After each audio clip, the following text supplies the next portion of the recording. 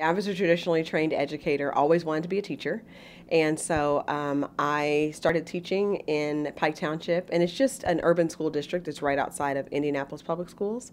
And I was there for 17 years. I was a teacher there, and I was an assistant principal, and I was a principal, and I enjoyed every bit of it. And it wasn't until I started to know people who worked in the charter space that they would tell me about the cool things that were happening in charter. And a lot of it was around innovation and parent partnerships and the kinds of things that I wasn't really doing in my school, even though my heart connected with it. And so I started to do more research about charter schools because I was anti. And then I realized when I started to do my own research, I couldn't really figure out why I was anti because it was what I believed in. And what I found was that great schools, it doesn't matter if they're called traditional public schools, traditional charter, public charter schools. Great schools are great schools.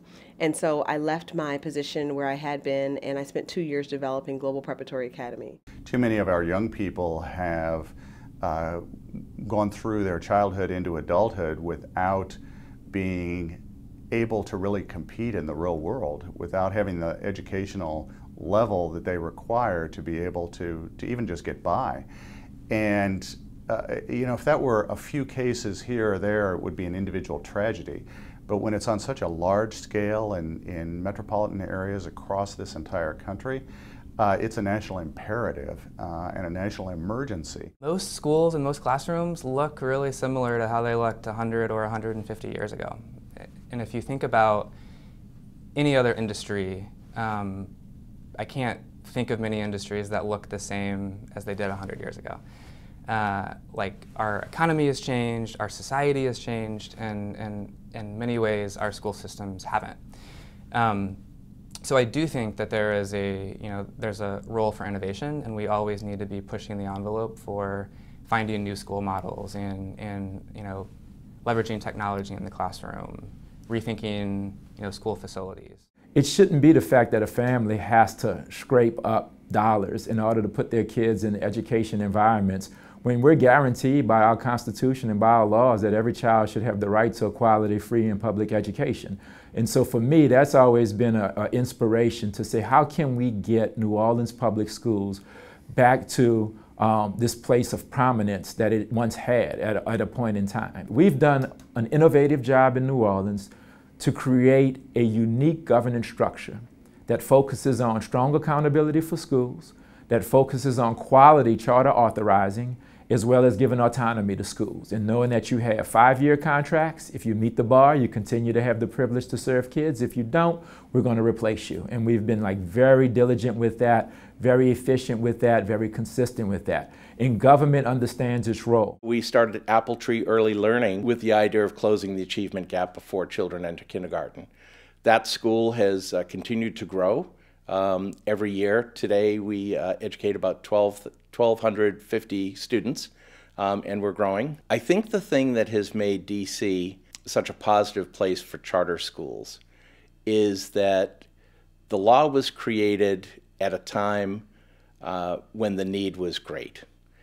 It allowed people to come in with entrepreneurial ideas, and it gave everyone the space to create things that were new and different, like in our case, developing an early childhood school without all the constraints, all the regulatory constraints that sometimes prevent you from doing logical things and bringing them to scale. School choice is very important to me because it gives me the opportunity to look at my children individually, determine what school has a good program that's going to be a good fit for what I want them to obtain or achieve or pursue in terms of their interest, and then give them that educationally.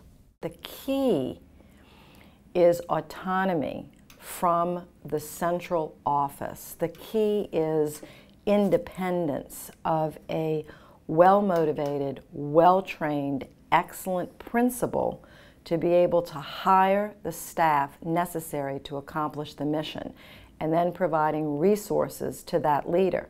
Charters create competition, and that's very good, because competition, the right kind and right level of competition, can drive much more efficient and better results. With Rocketship, I really love, in addition to everything else in terms of the academics, I love the level of tolerance that or in terms of the school's policy with students, not quick to suspend or discipline, but really to work with the child from the inside out. There's a lot of patience in developing character and building relationships and rapport that goes just beyond the classroom. And as a parent, you really want your child to be comfortable at school and not be fearful, but to feel empowered. And I remember one of the first sets of conversations that I had with our charter leaders was, we can either be in a state of guerrilla warfare, or you all can come in and join the government.